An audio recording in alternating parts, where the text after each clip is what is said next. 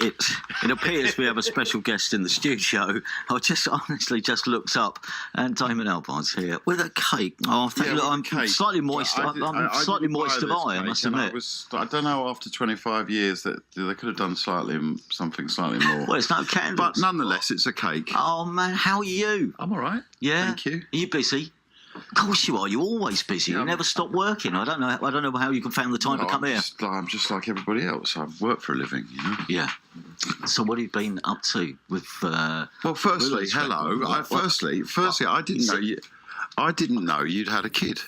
Yes. Yeah. I mean, because I've seen you in the last 2 years, but you didn't. No one's told me, and I've only kind of briefly sort of waved at you when I've been coming through the building. Yeah. You had a kid, brilliant. I know. Yeah, the Lamacq daddy. So what's her name? Elizabeth. Lizzie Memphis Lamacq. Yeah. Oh. Yeah, it's strange. I don't know, when you became a dad, did you start thinking, how far ahead did you start thinking in terms of musical education? Because on the one hand, she really loves the grand old Duke of York, right. And on the other hand, at times she'll turn around to the good Dr. Jen and she will say to her, can we listen to Daddy's music? Right. And we play idols and things like that. So it's really, I mean, it's amazing. It's an amazing. It's hard thing, to tell at two what they're going to turn out like. I mean, you know, I think I've been very lucky with my daughter. She's got decent musical taste, and she's got nothing. It's more her mum who plays music, because I'm kind of sort of.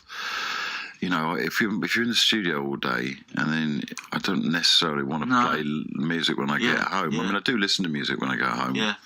But I like to sort of listen to music in the day. Yeah. That's,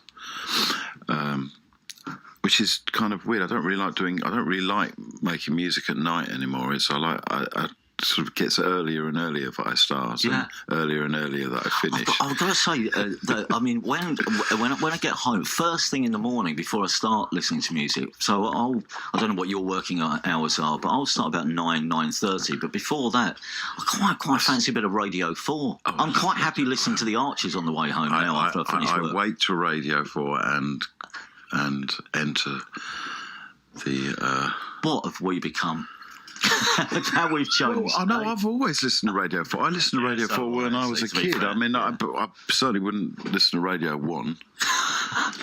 Our brothers in the big building over the road. It's just inhabited by idiots. Well, I tell you what, they've got. I mean, not all of them, obviously, and that means mind you, I haven't been played on Radio 1 for 10 years, so I shouldn't. Do you know why should I care? We were evacuated from this building the other day. What they much prefer Radio 6. Thanks very much for the plug, Damon Albarn there, and all these records are genuinely great.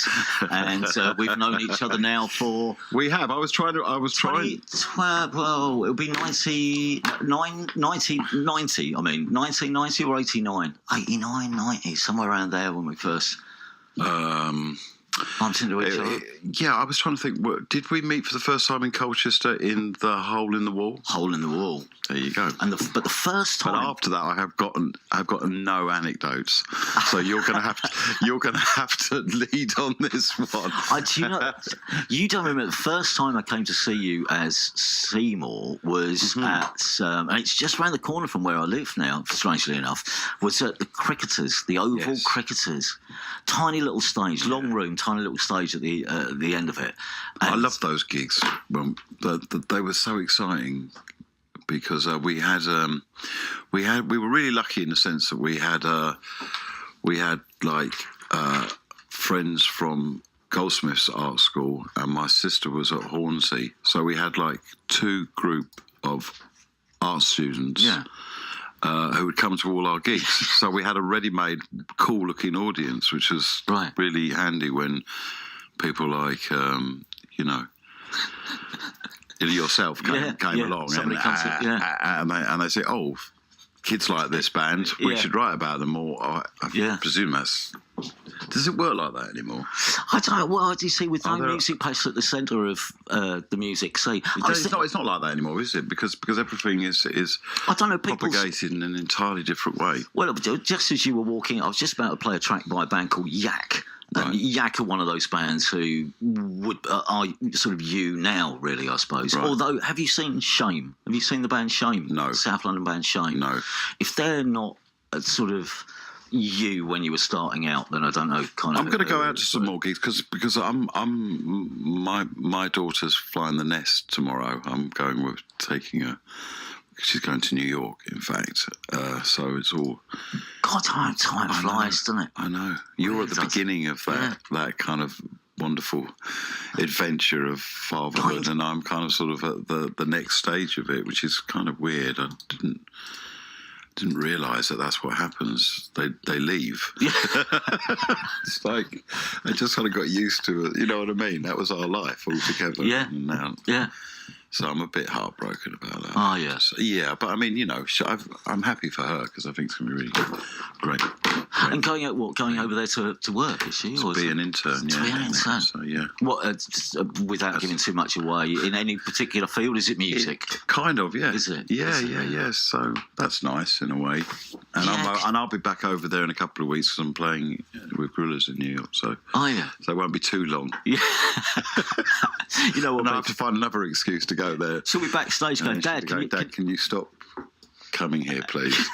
No, there was a reason why I left. I'll tell you what. By that point, and the price of the stage will be, Dad, you couldn't spot us $40, could you? You got $100. Oh well, I mean, you know, we'll always be of some use. I mean, at the moment, though, I mean, once you've got to this stage, I mean, it feels like the ideas are still coming thick and fast. Do you still get that thing late at night where you think, oh God, song in my head, I'll write this down, I'll do it tomorrow morning when I get in the studio?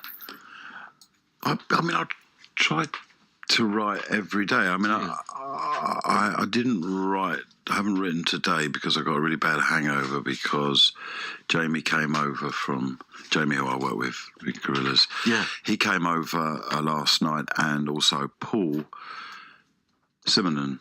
We were just because we've finished the new Good, the Bad, and the Queen, and it's coming out. Or am I allowed to say when it's coming out? I'm not allowed to say when it's coming out. It's coming out really. Well, it's finished. It's finished, and I'm really, really, really excited about it in the sense that, you know, it's going to be so nice after being doing Gorillas for 2 years, which is it's incredible. It's an incredible thing, but there is a point from which musically it can't sort of develop in a live sense because it's all so tied into the visuals. Yeah. So a band like the Good, the Bad, and the Queen with Tony Allen on drums is just a joy for that aspect. Yeah. And it's a record that I'm well. You'll hear it, I'm sure, and you can make your own mind up on it. So I'm really proud of it. So it's the sort of live rootsiness of it, is it? Yeah, it's all live. Yeah. It was all live, and I mean, there's just this fabulous musicians to work with. Yeah, really great. Yeah, and you know, Simon Tong, who's you know, he just literally just doesn't seem to be able to play a bad note. Yeah, and when you do, obviously like working with people like that. He's sort of up there. He's not as technically gifted as Graham, and he's not as sort of bizarre as Graham sometimes with his guitar, but he's got a lovely feel as well. So I think after Graham, he's my favourite guitarist to play with. Because in a sense, I mean, in both those cases, I suppose, with Gorillas and Good, the Bad, you end up being not a conductor. But you can sort of almost take a step back and let people have to write feel it first. Well, yeah, you've got to write it. Yeah. But then with something like Good, the Bad, and the Queen, then surely the rest of them just take it and lollop away. It's the sound, and literally. Yeah. I mean, we haven't played for 10 years together, and as soon as we started, it just sounded like that band. I mean, it's just something about that combination. Yeah. So I feel really fortunate to have had two bands that have so distinctive when the people are in the room playing. Yeah. No. But is that why it's worked? And do you think, I suppose, the choices you made of people, there was an inkling that there would be that sort of chemistry between you? Because that's what it is. Yeah, I mean, I try to work with the right people, you know, people who I get on with and have a good feel and are sort of are doing it because they love it, you know, not... Yeah. any other reason. Here's something. I think we've probably touched on this before. Certainly during the course of this past week, I thought it. Do you wake up sometimes thinking, we're still getting away with this? No one's caught up with us yet. How old are you? Sorry to ask that one. How old are you? No. I'm 50. I'm 53. Oh, you're a bit older than me. Yeah. Just a little bit older. Yeah. I'll be bus passed up 3 years ahead of you. Well, do you know what I mean? We'll be up and down North Hill. It's shocking, really. Where did it all go? I still have this ambition that sooner, at some point, there'll be a few of us, me and one or two journalist mates, and one or two friends that I've made through music, and we'll all be living in this big home just outside of Colchester. Waitscombe Chapel, somewhere like that, and there'll be musicians turning up who are the same age in a beat up old van. Yeah, and I mean, we'll have this brilliant. We're all going to be in an old people's home together. Yeah, that's what I think. I mean, that's it might happen. Yeah, that's a TV series right there. Yeah, really? Yeah. No. Can you imagine? I've been working with a lot of the same people since. I mean, a little later than Seymour, but from like the first Blur kind of tour, I've still got a lot of the same crew, and it's like a family. And I don't know what any of us would do without each other. To be honest with you, I think we'll have to be in an old people's home together. Yeah. Do you? And when? So is but, that? But I'd like to think we've got a few years still. Yeah. Well, I mean, I'm not throwing my chips in yet. No, me neither. If you're listening upstairs, I'm still looking for that new contract. God willing. I'm still happy to hang around for a bit. But it is. We're very lucky. I think that's the point. You're finding this very funny, aren't you, Helen? Helen's one of the assistants on the programme. She's. Are you all right there? Yeah, in stitches. Listen to the old ones. You do realise this is going out on radio. these two old. I wasn't aware that we were on radio. Sorry. I shouldn't have said that about Radio 1 then, should I? Really? What do you miss when you're not working or you're not with other people in a band? I like Represent Radio as well. Yeah. Yeah. I like Radio 6, Represent Radio, and Radio 4. A bit of Radio 3 as well. Right. There's all the plugs that you need. Yeah. And obviously 5 Live. And obviously 5 Live. What's I don't mind Annie Mac. I like Annie Mac. So I like I will occasionally listen in the but it's that daytime stuff and that morning stuff. No way. Not even. There's a new morning fella now. Have you heard Greg James? He's on in the mornings now. Heard Greg? Really? Yeah, he's a nice bloke. He's got quite. I'm not saying they're not nice people. I'm just saying it's just the sort of it's the subjects that they kind of sort of muse on. Their daily musings are a little. So confusing to me. I've never thought I'd say this live on air to Damon Albarn. It's not for us, though, is it? Really? No, it's not for us. Self-evidently. Is there anything you've been particularly listening to recently? Because obviously you've heard and brought to people a lot of music from around the world. Really, I mean, do you still look for something to discover? And what have you been into over the last year? Well, I've finally, and this sounds ridiculous, but I've kind of sort of been kind of lost in a technological sort of vacuum where I haven't been able to play my music. I've got thousands and thousands of CDs, and I've just managed to find a CD player. I know that sounds ridiculous, but I've actually managed to find one that I like. Yeah. Now I've got that. Right. And finally, I've got someone who's starting to kind of archive and organise my stuff. So I'm back in the listening game, which is really nice. So I've been discovering some amazing music I didn't know I had. You know? Yeah. And the last thing I listened to was this incredible kind of Sufi order of singers in southern Sudan. It's just amazing, blew my mind. And I've been listening to a lot of like early American vocal groups like Alphabetical 4, Radio 4, funnily enough. Yeah. I've been listening to Radio 4 and Radio 4. When you look back? I mean, I've been handed this task this week. Just not maybe. So what is this all about? So you have been on radio for 25 years. 25 years since I signed the first contract. Myself and Joe White, we got a 1-year contract. We were taken into. I saw Joe quite recently. She was on Radio 2. Yes, she is on Radio 2. Oh, she is. She was. Yeah. It's not a was. She is. No, she is. Oh. As far as I know, unless something at the coup's been staged in the last 24 hours. Yeah, on Radio 2 with Simon. I remember now. She said she was going to bring her boy over to the studio, but that hasn't materialised. Oh, yeah, you know what Joe was. It's like, I'll be over. No, but she asked, and I said, come over. Oh, right.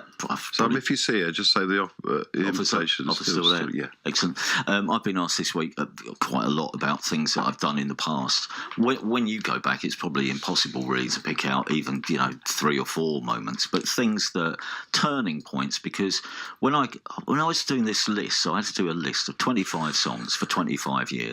And some of the things which you remember as certain years. No. Yeah, you did. Of course you did. Tender's in there. Of course it is. Well, it's not. I wouldn't assume that. No, well, Tender's in it. But one of the things that I always come back to is the year you reformed. You played the gig at Chaplin Waits Cone train station. Yeah. And then you did Glastonbury. You did Brixton Academy, sort of friends. That was our first ever gig as well. Was at the train? Yeah. And then you did Glastonbury that year, which I still think is one of the most powerful and emotional sets I've ever seen you play. I think, and I've obviously seen you a lot over the years. I mean that knocked me for 6. That one, I was.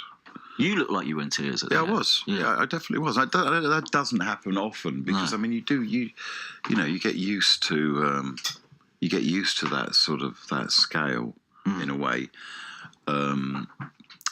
No, I had one recently as well, which was a bit like Boomtown with Gorillaz this year. Yeah. Unbelievable. That had the same feeling for me. Really? Yeah. There's something that happens in summer with the light in England that I just sort of when it kind of happens. It's not always the best day. But there's something about when just as it turns to that kind of sort of darkest blue, and you can still see a few clouds and trees, and I don't know. It's very magical. A different experience, but of the same family of experiences. Yeah. So I'm so lucky to have been part of those kind of crowds on a few occasions. Yeah. I've been very lucky. Both been very lucky, man. Look, we'll play some Gorillaz. Thank you for coming in. But I'll be doing like really small sort of working man clubs with Good, the Bad and the Queen somewhere up in the north. Really? Yeah. Is that the plan? That's how it starts, yeah. Yeah. I have said it, that doesn't matter, really, does it? No, you can't take it back. Yeah, no, I mean, Yeah, I'm really excited about it. Yeah. When we're saying small, 200, 300, 400, that sort of smaller, like 150. Man, that'll be great. Yeah, I know. When's the last time you played that? We're travelling in a splitter. And I honestly haven't been in a splitter van since like 1989, 1990. Early 1990, Well, it's either it's going to be the making of you, or the destruction of that band. Really? Have you told the rest of the band you're going in a splitter? Well, kind of. No, I think see, that's the lovely thing about it. It doesn't really matter. You can kind of sort of, life can take you into some sort of really extreme heights and lows. But I think what really kind of sort of excites me, honestly, is just playing with people. So it doesn't really matter if you're in a splitter van. Although Tony is like pushing 78. So, but I mean, I've never seen a more sprightly, engaged 78-year-old in my life. He's extraordinary. I mean, he's ridiculous. He puts us all to shame. And Paul, Yeah. He's a miracle as well, really. We're looking forward to it. Good, the bad, the return of the good, the bad, and the Queen. The good, the bad, and the good, the bad, and the OAPs. Damon Albarn, our surprise guest on the programme. Well, listen, congratulations. Thank you Lovely to very see much. you. Bless you. And here's your cake. Thank you I know very you much. probably won't eat it. I'll give it a go. And fantastic. I just want to say congratulations on becoming a father and all of that stuff. Bless you. I very And now I'm going to go home and weep. God bless the lot of us.